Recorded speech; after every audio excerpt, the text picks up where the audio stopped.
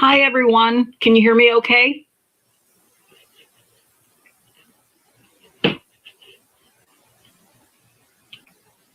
Welcome, everyone. Can you guys hear me okay? I want to make sure.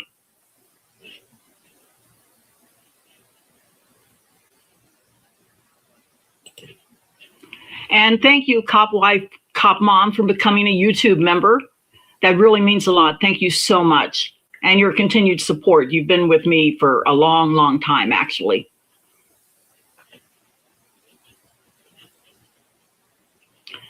Thanks, Ruth Ann. Okay, so I'll get started. That we can hear. Okay, so, oh my gosh, mixed up. Also, please let me know right away when I play the clips, when I play the first one. Please let me know right away if you can't hear it. I don't know what happened the last time, but you guys didn't hear the clips. So get this up. So for everybody that doesn't know me, hi everyone. My name is Stina. Welcome to Motive and Method. And before we thank everyone, or before we get started, I want to thank everyone who has recently joined the channel as a member, including Cop Wife, Cop Mom. Thank you so much. I really appreciate you. Don't make me cry because I'm good at that or whatever. I mean, I don't know if I'm good at it. It's ugly crying sometimes. But anyway, I digress. Thanks, Jay Bowman. Yes, please, everybody, hit that like button to make sure this gets distributed. And like I was going to say, your support for joining the membership helps me continue doing the research and deeper analysis that goes into these videos and lives. The memberships are now open. Don't feel pressured. You liking, subscribing, viewing my videos, sharing, it all helps a lot. So I really, really appreciate you guys. Also, I want to remind you, super chats and super stickers are also available during the live. Again, no pressure at all. Don't feel obligated, but I want you to know it's there. And like I said, whether you're a member, a subscriber, a regular viewer, or you're finding the channel for the first time today, I'm so glad you're here. Yay, love knows no words. Thank you. I'm so glad you're here too. And I also want to give my usual disclaimer here. I am not a psychologist or another type of mental health professional. I'm also not a lawyer or in the legal profession at all. My degree and professional background are in communication practice and analysis, and that is the lens I use in the cases I cover. I look at language, framing, and framing is simply the facts, the information a person uses or a documentary uses or whatever form of communication you're watching. They choose what angle to choose, what facts to present to encourage you to your point of view, to believe their point or to go with their point of view. It's not necessarily bad. Framing, we all do it. I just wanted you to know that because some viewers have questioned what framing actually is. So it's a bit more than an opinion. And a lot of people do it subconsciously, unconsciously when we're just communicating. So I want you to know that when I talk framing, that's what I'm talking about. And I also talk about in the communication contradictions, patterns, and the way people describe behavior, especially when their language seems to soften or minimize what the behavior actually shows. Today, we are looking at 4 clips involving Mackenzie Shirilla's father, Steve Shirilla. The clips come from 4 different situations. So in one, Steve is responding to criticism about his parenting.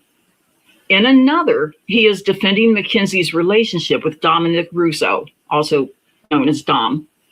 The third takes place at the police station immediately after Mackenzie's arrest. And the final clip shows Steve responding to a situation in which he believed Mackenzie was being threatened. These are very different circumstances. But I think we see a similar response across all 4, enough that we can analyze this. We're going to see rapid defensiveness, interruption, increasing volume, difficulty accepting limits, and an attempt to take control of the interaction. And that matters because Steve has publicly described himself as a fighter by nature. And you'll see that clip in a moment as well. And elsewhere in the same Cuomo interview, he made another important comparison between himself and Mackenzie. He said, "My daughter was a lot like me." He explained that both of them tended to learn through experience. Simply, as he explained it, simply being told that the stove was hot was not enough. They had to touch it to discover that for themselves. So today, I want to examine what those statements may mean when we place them beside Steve's own behavior. I am not suggesting that a father, I'm not suggesting, because there are times he's defending his daughter, always defending his daughter. I'm not suggesting that a father should not defend his daughter. Most parents would be extremely protective if they believe their child was being threatened, mistreated, or taken advantage of. The question is how Steve goes about defending her and what happens once he feels challenged. So let's begin with the way Steve describes himself. Before we play this first clip, keep Steve's earlier comparison in mind. My daughter was a lot like me. Now listen to how he describes himself when Cuomo observes how bothered he appears to be by public criticism. Let me pull up the clip. I am a fighter by nature. Can you guys hear the audio on that video? I'm hoping on the video clip.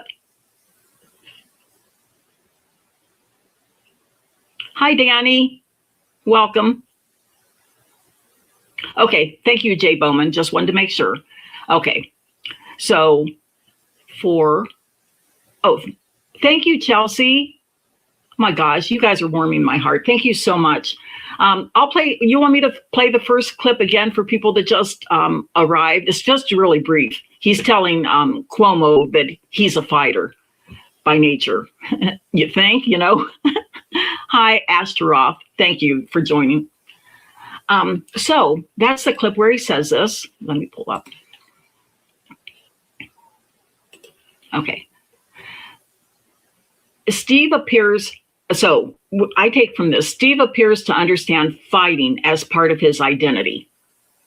And the word fighter can sound admirable. I mean, I could probably say I'm a fighter too, but I'm not a fighter in the way other people describe it. I'm more like I stand my ground, things like that. I consider that a strength to say I'm a fighter. But some people, being a fighter is different for them, let's just say. So, I mean, we can use the word fighter. It's resilient or protects his family, refuses to give up. That would be me, refuses to give up. But the word fighter can also become a flattering way to describe someone who experiences disagreement as a battle. And immediately before his "I'm a fighter by nature" statement, Steve also tells people who do not know him to keep their mouths shut. To keep their mouths shut. So in other words, nobody should be able to criticize him if they don't know him. So, but just my personal opinion, you shouldn't be out giving interviews everywhere if you want people not to react to them. That's just my opinion. But anyway, so what he says there, though, is not simply a request for fairness or context. It's an attempt to shut down criticism. So the question moving forward is, when Steve calls himself a fighter, does he mean that he is persistent and protective? Or does he mean that when he feels criticized, contradicted, or threatened, he immediately enters combat mode? Placed beside his separate statement that Mackenzie was a lot like him, that question becomes especially relevant. The remaining clips give us a clearer picture. So this next clip also comes from the Cuomo interview. Cuomo begins discussing Mackenzie's relationship with Dominic, or Dom, also known as Dom, and the prosecution's description of that relationship. Let me play that clip for you.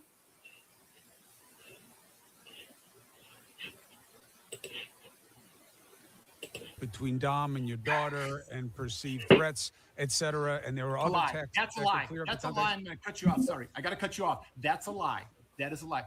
How am I volatile lying? is not the right word. That is harsh. These kids fought and they broke up and they got back together. That was their MO. They weren't fighting. This wasn't a volatile relationship. They were never, ever, ever going to break up.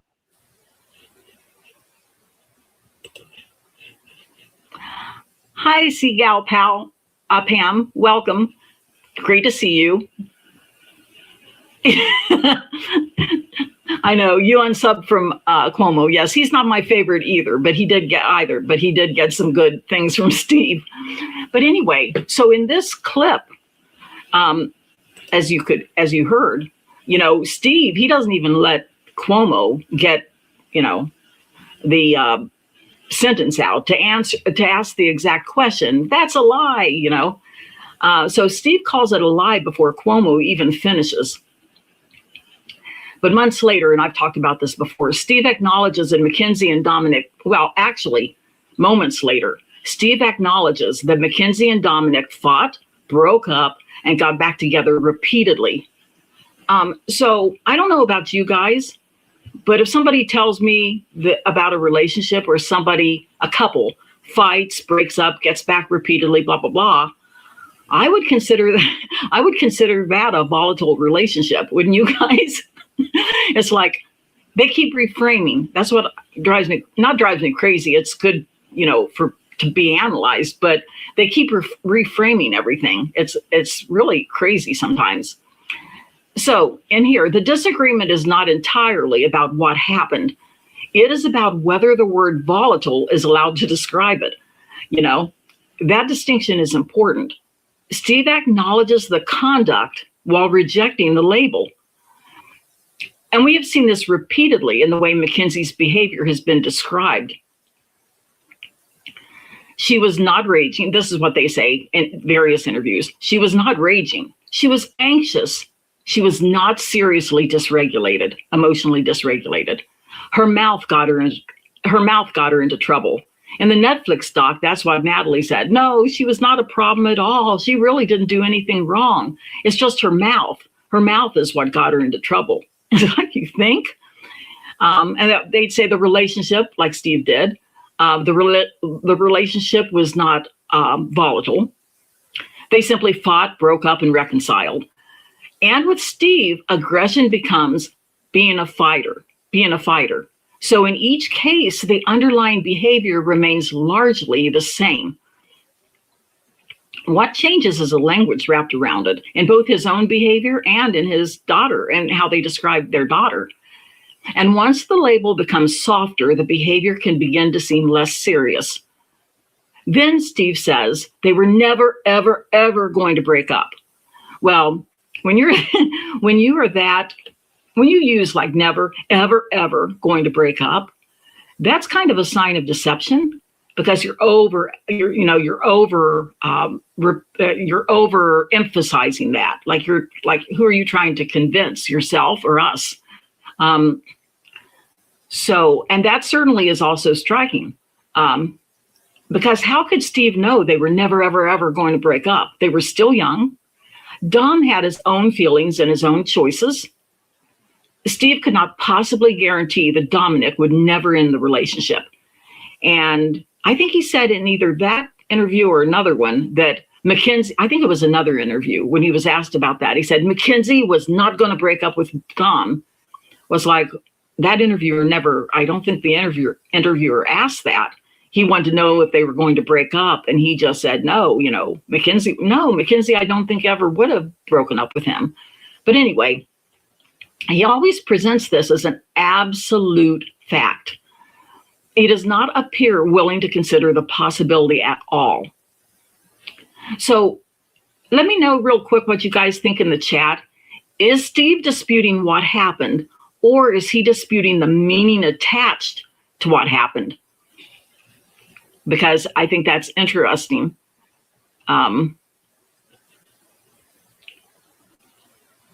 Because my own my own opinion about that is he's lying. Yeah, yes, Marcy.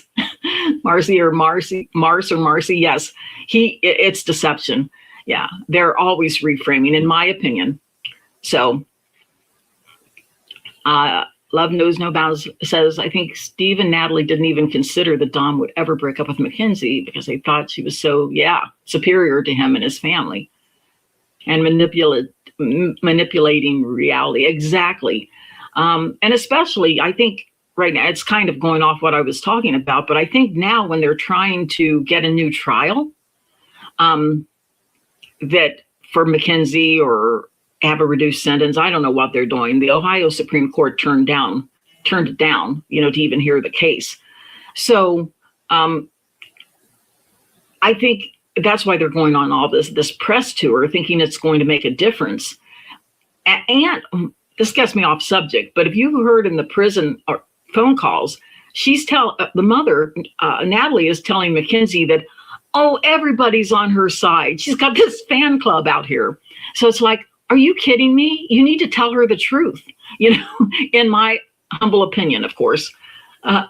So anyway, so in this next clip, this next clip takes place at the police station immediately after Mackenzie's arrest. And cop wife, cop mom, you will appreciate what this police officer is going through, I think. So this is clip 3. Let me pull it up. She's a lawyer. She does have a lawyer. Oh, wait a minute. 18 years old and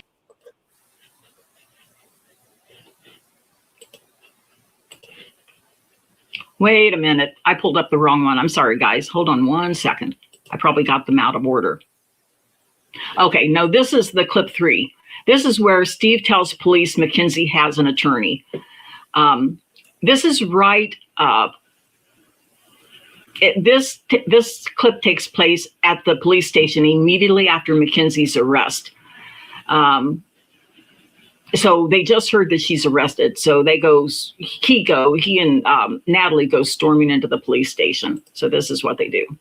speak that. Yeah, but she's a dumb 18-year-old that just turned 18. And you guys are no. All the kids nowadays are dumb, and these guys are going to take advantage of it. She's not allowed to speak to you guys. I'm telling you that. Her attorney can call us. Don't ask her any questions. She's not allowed to speak to you.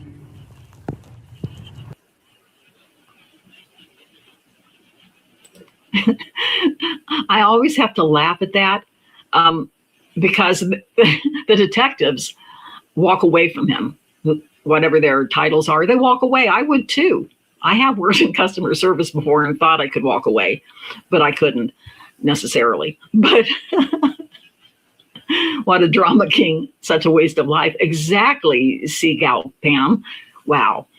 Yeah. So in this clip, to analyze it, Steve is right, of course, to want Mackenzie represented by an attorney. That's not the issue. The revealing part is what happens when police explain that Mackenzie is 18 years old and legally has to speak for herself. Steve does not accept that boundary, as we heard. He begins telling officers what they are and are not allowed to do. And when they do not follow his directions, he becomes louder. There is also an interesting contradiction here, in my opinion. In the Cuomo interview, Steve defends his parenting by saying Mackenzie was almost an adult and needed to make her own decisions.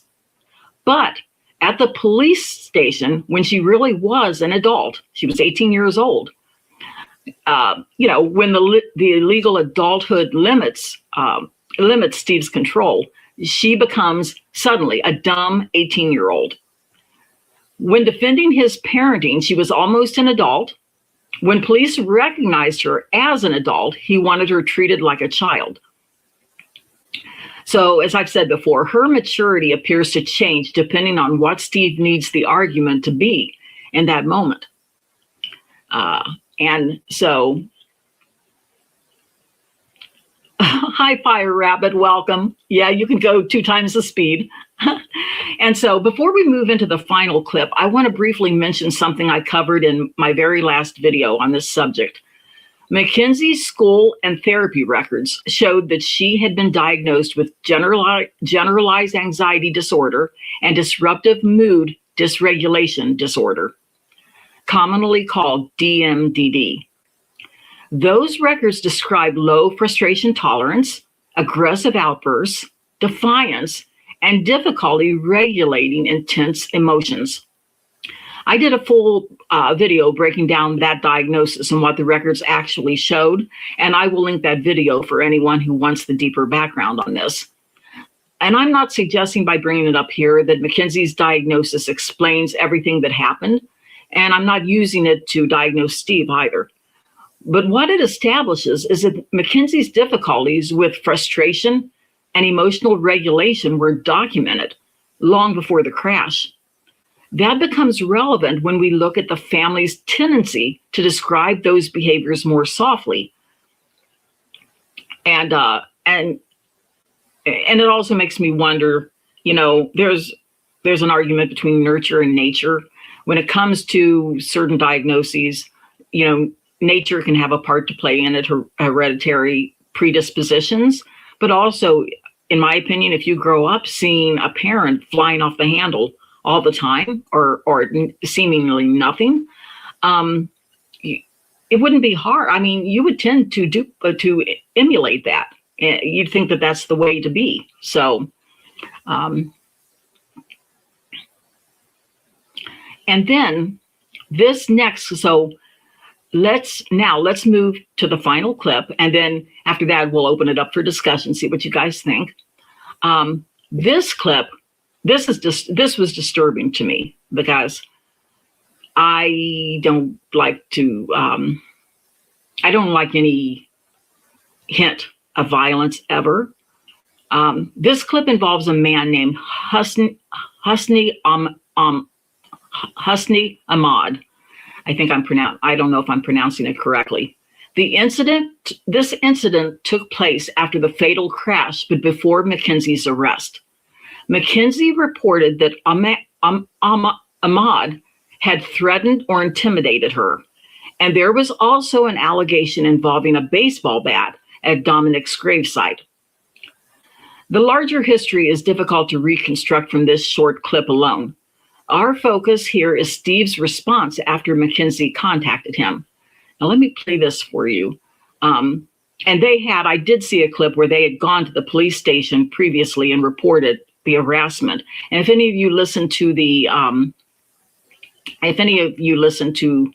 the prison phone calls, I'll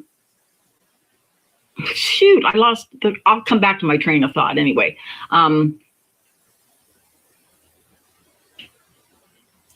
Oh, I know what I was going to say. The prison or the calls. Oh, I lost it again. I'm sorry. I'm getting older, probably a little bit nervous too. But anyway, let me play clip 4. I'll probably come back to my thought then. Yeah, exactly. Cop wife, cop mom. All detectives have the right to walk away. They're not working for Steve, although, he probably thinks they are. So let me play the final clip here. I'm going to tell you right now to calm down, dude. He's already threatened her. He threatened her. Was that the one with the bat at the grave? He pulled a bat at the grave site of her boyfriend. Listen, I've got witnesses. Hey, stop, please. All right? Look, I'm scared for my daughter, okay? I understand. Because I got jerk-offs like this fuck. Would you stop? Dude, I know what you look at now. Stop!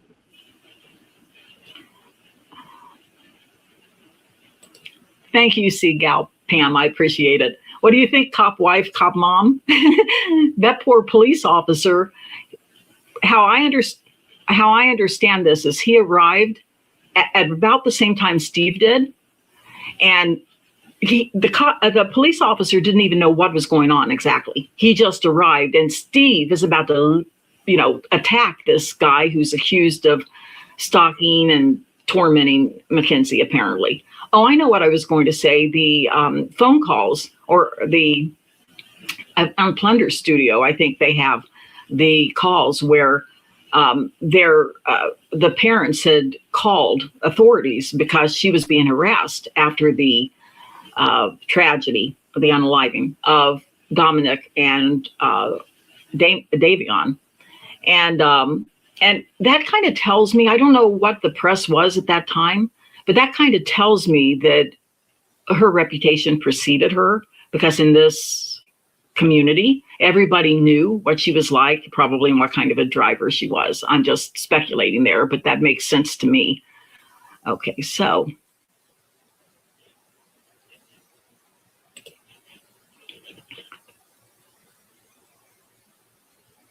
Okay, so let me pull this up.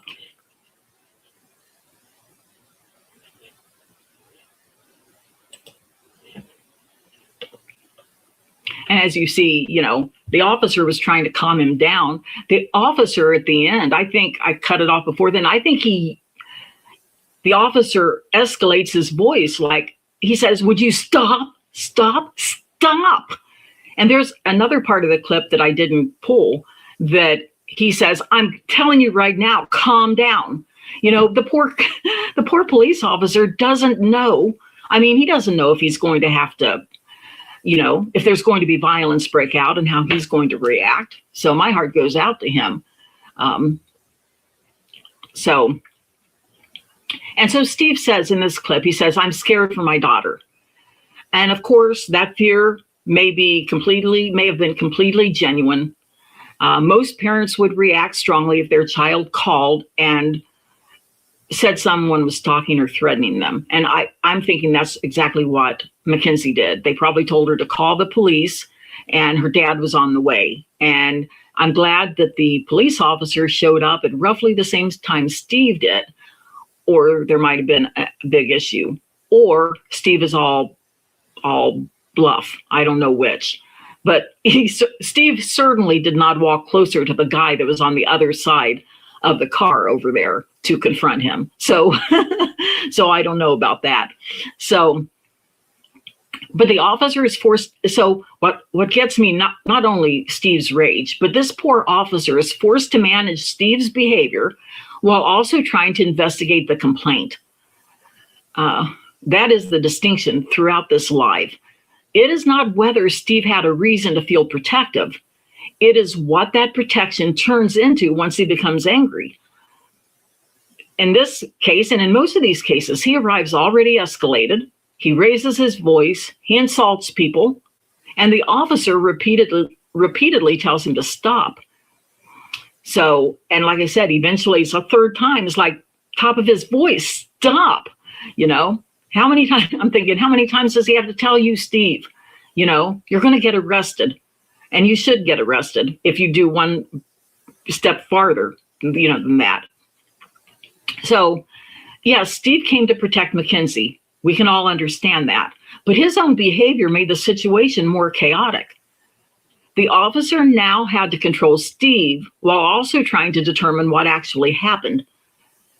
That is where the statement, "I'm a fighter by nature," becomes more than a personality description, in my opinion. This is what fighting appears to look like when Steve feels his daughter is threatened. Now, so let's put all four clips together. 4 different situations, 4 different triggers, but similar responses.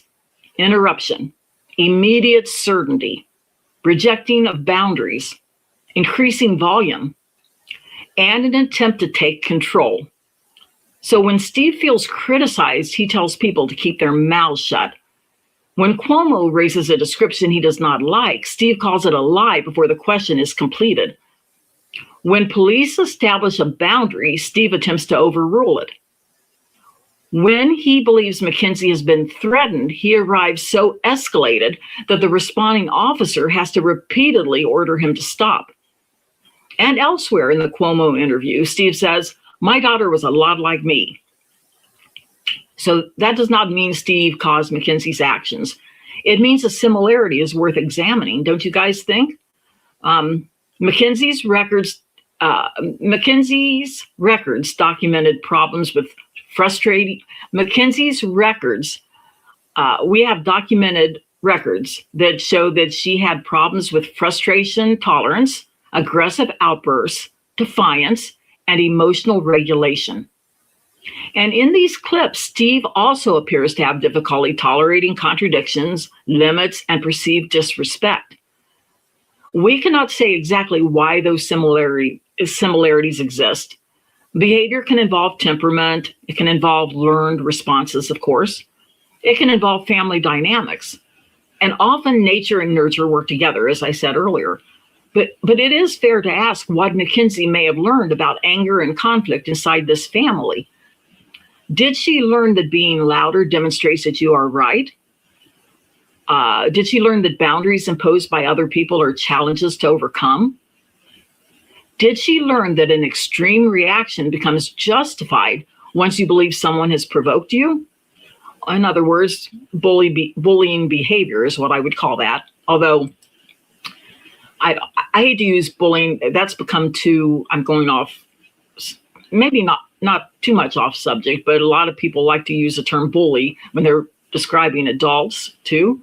I guess adults can have bullying behavior, but I think of bullying more like a child, like, a school term or whatever. I could be wrong. I guess there are some really aggressive adults like Steve there. And so did Mackenzie learn that aggression can be reframed as loyalty, passion, or protection? Remember, both Steve and Natalie keep saying she wasn't a bully. She stood up for herself and her friends.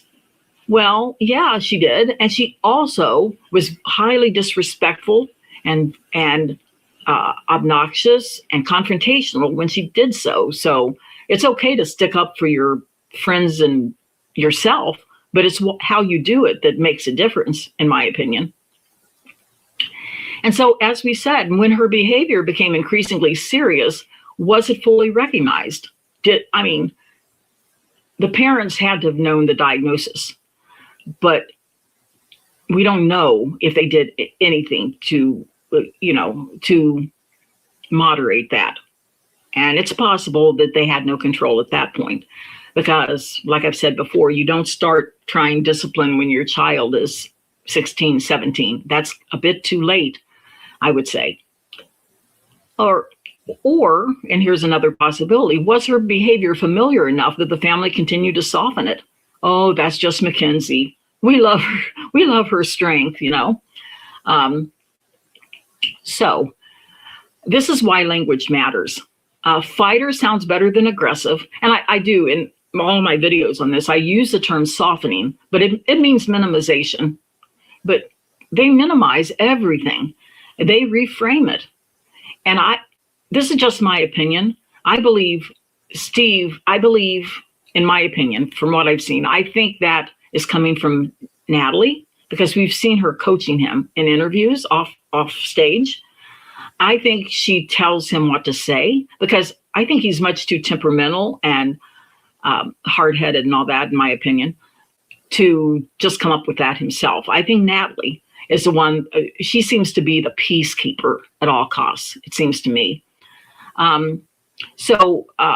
As I said, fighter sounds better than aggressive. Protective sounds better than threatening. Her mouth got her into trouble sounds less serious than repeated defiance and hostile behavior. They fought and broke up sounds less serious than a volatile relationship. Break up, get back together, break up, get back together. Anxiety sounds less alarming than aggressive outbursts and severe emotional dysregulation. Each softer description may contain part of the truth, but this softer language or minimization language can also make serious behavior easier to minimize. So it makes me wonder, are they justifying it in their own minds instead of really accepting it for the problem it was? So one of the striking things about the Shirilla family's public response is how often responsibility moves outward. The police, so if you notice, it's always somebody else's fault. Somebody else is blamed. So in this case, in the family's viewpoint, the police took advantage of Mackenzie. The prosecution created a false narrative. The public does not know the family. The documentary was unfair. The attorneys failed her. The word volatile was too harsh. Mackenzie and Dom were never truly going to break up. But where is the reflection on what was happening before the crash? Where is the acknowledgement that Mackenzie's anger and emotional instability had become a serious problem? Defending your child does not always mean fighting everyone outside the family. Sometimes defending your child means confronting what is happening inside the family. It means saying, when necessary, this anger is becoming dangerous. This threat is not acceptable. You cannot speak to people this way, as the parent talking to your child. You cannot continue escalating until everyone else gives in. Or you could say, you need help, structure, and accountability. That is also protection. And it may be the harder kind of protection because it requires a parent to tolerate the child's anger instead of joining the child against everyone else. So Steve says, I'm a fighter by nature. And I think we should take that statement seriously. We've seen it enough times from him by now. He appears to see himself as the person who enters the battle. He protects. He pushes back. He refuses to remain quiet. But when someone identifies strongly as a fighter, every disagreement can begin to feel like a fight. Every question becomes an accusation. Every boundary becomes opposition. Every criticism becomes an attack. And every person who disagrees becomes an enemy. That makes self-reflection difficult, if not impossible, because the fighter is always defending against someone else. The fighter may not stop to ask, did my reaction make this worse? I don't think Steve or Natalie has any kind of self-reflection. That's just my own opinion, but from what I've seen. Was there any truth in what that person said? They could ask themselves, if they were self-reflective. Was I protecting my daughter? Or was I protecting the version of my daughter that I needed to believe? And did my daughter learn this way of responding by watching me? So I want to hear what you guys think. Let's open it up to discussion, questions, reactions. I want to say upfront, I love all of you guys. I love this community that is forming. It's just amazing. I never expected it. And I appreciate all of your guys' support and your encouragement and just memberships, sharing, liking, everything. I appreciate all of it. Being subscribers, of course. So, see what some say. Yeah, to bring up, as Seagal Pam says, Steve doesn't know anything but to bring up an entitled brat. Natalie controls it all, but Mackenzie is top-notch regarding these issues. She learned it from them. No boundaries. I agree. I totally agree. Natalie ran a daycare. I agree. I think Natalie's always running around cleaning up for people and making excuses, in my opinion. Oh, thank you, Jay Bowman. I appreciate it.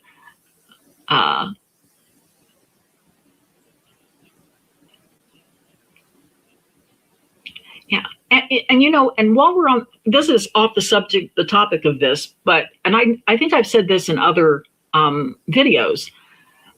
In everything that we hear about Natalie, the phone calls, in the phone calls, Natalie is always telling Mackenzie, like I said earlier, that, oh, people are on your side. All these people support you. And right now, and she'll say things, or she has said things like, we'll appeal. That's okay, we'll appeal. Don't think about it, because you know that she does not want to set off Mackenzie. I think they were afraid. My personal opinion, I think they were afraid. They knew, because they knew the diagnosis, and I think they were just trying to keep her calm. And so she would explode, and I think they're trying to keep her calm. And so now that they're trying to appeal, now I think they're, trying to keep her calm by saying, oh, it'll be okay. We're going to fix this, blah, blah, blah. Instead, they're not they're not going in. What they should, in my opinion, what Natalie and Steve should be saying is, you need to straighten up while you're in prison, because there's a good chance you're going to be here for at least the 15 years. And if you start having infractions in prison like she does now, last count was like 35, I think, you're not going to be able to get parole for a long time. You may be in there the rest of your life, but they're not saying that. And that drives me crazy, I think, more than anything else. It's like, tell her the truth. You know, if you loved her, you would tell her the truth. But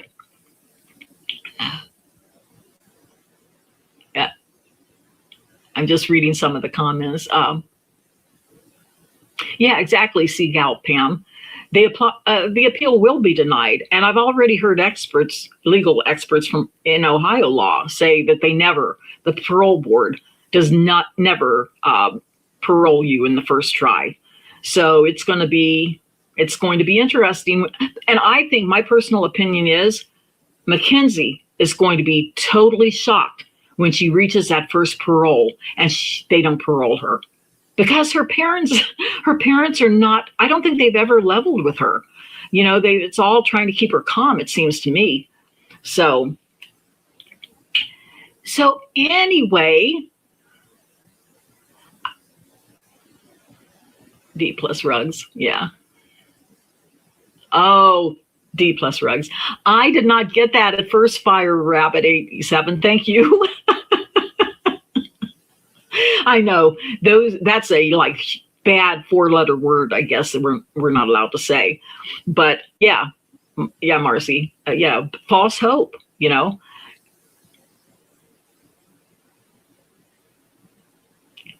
Oh, good point, Darkwing Duck. Oh my gosh, you guys are great. And so anyway, let's see, it's been about almost 45 minutes. I guess we can finish up. Do you guys have anything to add? Do you have any before we let go? So did I, Jay Bowman. he thought you guys were talking about rugs like on the floor. Yeah, I know. We have to watch what we say. Like what would I say? Oh, the bitch. I said biatch because I don't know what would be unacceptable to YouTube to get me banned or something like that. So make true answers.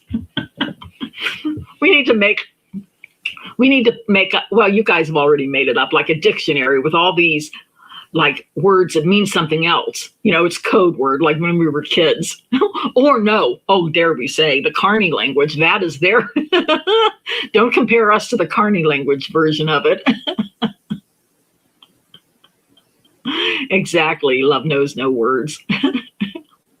I agree, Fire Rabbit. That's one of the reasons I hesitated coming to YouTube, because I thought, I'm not going to be stifled. There's only certain things, you know, that you can say, and it's ridiculous. It gets to the ridiculous point. And they might say, I guess they're inconsistent in how they enforce those policies too. So they might be overly sensitive at one point and not so sensitive as another. So exactly, cop wife, cop mom. Mackenzie's parents, yeah, their priority is to keep her calm. And if you listen to the prison calls too, her mom keeps saying, we just want you to be safe. I want you to be safe. And it's like, what are you talking about? Well, I'm thinking, I want you to be safe because you're in prison, you might get your butt kicked, is what I would think. And then I found out that this is not one of those kind of prisons, although I'm sure she could get roughed up if she went too far, and one of these days she might. But so I think it means she knows how she can go off the deep end and do things that, you know, is really dangerous for her, you know, and for others. And so needless to say, I do believe that the parents absolutely know the truth of that crash, you know, and they're never going to admit it. And I'm sure that Mackenzie probably told them about everything, and they're covering up, is what I'm thinking. Oh yes, Chelsea, 891. Yes, I do watch, occasionally watch Samantha Beningo. She's done a lot of videos on this case as well, and she has some really great analysis on that. So yes, totally agree.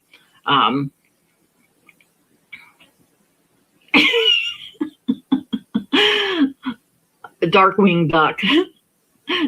Natalie said, "I'm so proud of you, baby." I literally almost vomited. Yeah, and to consider, how old is Mackenzie now? She has to be what, 20, 23 maybe? So yeah, I do too. Love knows no words. Yeah, I love Sam's videos too. She's really great, and great in analysis. Speaking of which, it's totally off the subject, but somebody made a comment on one of my older community posts, and she was letting me have it about my last video about the diagnosis. 22nd, Marcy, you know the date, 22nd in August, something like that, or was it? Oh, 22 in August. I know what you're saying, the age. Okay, thank you for joining us, Seagal Pam, and thank you for becoming a member. I really appreciate you. Thank you so much. You have a great day. So anyway, she was letting me have it about all this kind of stuff. Like I was saying that diagnosis caused the crash, and I never said that in any video, and that that I was disputing the legal finding of the judge, and she told me I should take a constitutional law class, and I'm going, what the heck? I never said that. So I don't know if she never watched it or what is going on, but yeah, so it takes all kinds. But anyway, on that cheery note, I will let you guys go and enjoy the rest of your Sunday. Thank you so much for visiting with me today. And I hope you guys have, like I said, a wonderful rest of your day. And I should be having another video out soon, I think. So, yeah. So I will say goodbye now. And you guys have a great day. Thank you so much again. Bye.